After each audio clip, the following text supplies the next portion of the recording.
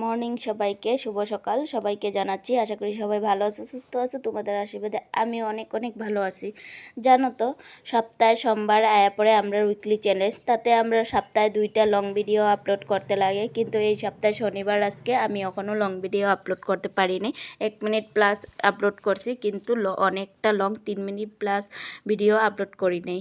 তো এর অনেক দিনের একটা ভিডিও পড়ে আসছিল রান্না বাড়ার, তাই ওই দিনকে কি রান্না বাড়া করছিলাম দিনে, সকালে, বিকালে, দুপুরে, তাই এটাই আজকে এডিট করে ছাড়তাছি। তো ভিডিওটা ভালো লাগলে লাইক কমেন্ট শেয়ার করে দিও, আর ইউটিউব চ্যানেল থেকে দেখলে প্লিজ সাবস্ক্রাইব করে দিও। তো বন্ধুরা দেখো, এখানে আমি এটা লোকেল মুরগি কাটছিল। লোকেল মুরগিটার রং আছিল কালা। তো মুরগিটা খাইতে অনেকটাই টেস্ট আসছিল।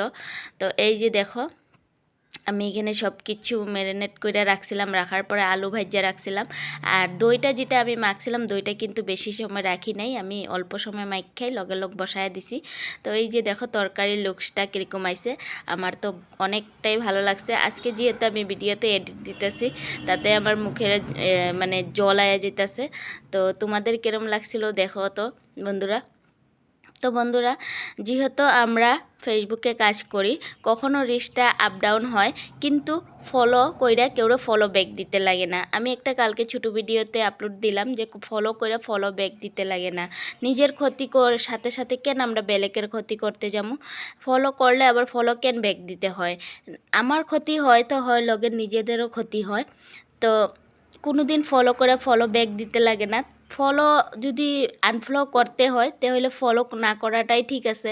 আমি যারে পেজে যামু, ঘুরে আমু, দেখামু, ভালো লাগবো, ভিডিও ভালো লাগলে তার ফলো করমু, ভিডিও ভালো না লাগলে ফলো করুম না।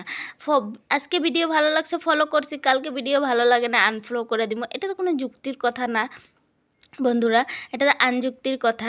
তো এই যে দেখো, ওই দিন আবার সন্ধ্যার সময় নিয়ে আসলো আমার হাজব্যান্ড চান্দা মাছ। তো এই যে চান্দা মাছ ভাজ্যা নিতেছি। তো দুপুরবেলা বানাইছিলাম মাংস, আর সন্ধ্যাবেলা বানাইতেছি মাছ।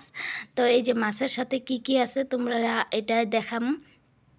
তো মশলা কষায়া, মাছ ভাজ্যা মশলা কষায়া, এই যে তোমার জল দিয়া দিলাম, জল দিয়া এখানে দিয়া দিমু লাস্টে মাছ দিয়া বার করে নিমু। তো আরও সাথে আসছিল অনেক কিছু। তো রংগুঁড়া অল্প কম হয়ে গেছিলো, তো নতুন প্যাকেট ছিঁড়ে আমি অল্প রংগুঁড়া দিয়ে দিলাম। তো ওই দিন সাথে আসছিল একটা ফুলকপির চাটনি। আমি একটা ভিডিওতে দেখছিলাম যে ফুলকপির চাটনি খাওয়া যায়। তো রসুন, পেঁয়াজ, আদা, মরিচ সব কিছু মিক্স করে একটা ফুলকপির চাটনি বানায় নিছিলাম। ফুলকপির চাটনিটা দারুণ লাগছিল, সবচেয়ে মজা লাগছিল এই যে ফুলকপির চাটনিটা। কালারটা কীরকম আইছে কত, আমার তো খুব ভালো লাগছে। লগে দিয়েছিলাম শুকনো মরিচ। এখানে আছে আলু ভাজি যদি আমার এরকম চাক করে লাল করে ভাজান যায়, খুব টেস্টি লাগে। আর এই যে ফুলকপির ভর্তা, আলু ভাজি আর ডাইল, পানিলাউ দিয়ে ডাইল আসছিল। তো খাওয়াতে দারুণ টেস্টি হয়েছিল ওই দিনকার এলাহি খাওয়া দাওয়া।